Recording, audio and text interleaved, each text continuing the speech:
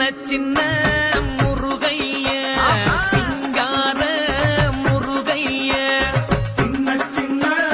முருகைய சிங்கார முருகைய கொஞ்சி கொஞ்சி தமிழ் பேசும் செந்தில் வடிவேலனவ கொஞ்சி கொஞ்சி தமிழ் பேசும் செந்தில் வடிவேலனவ சின்ன சின்ன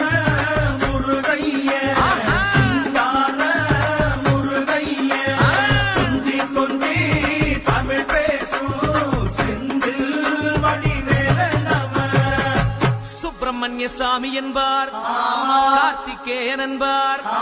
சுவாமிநாதன் என்பார், முக அமுதன் என்பார்,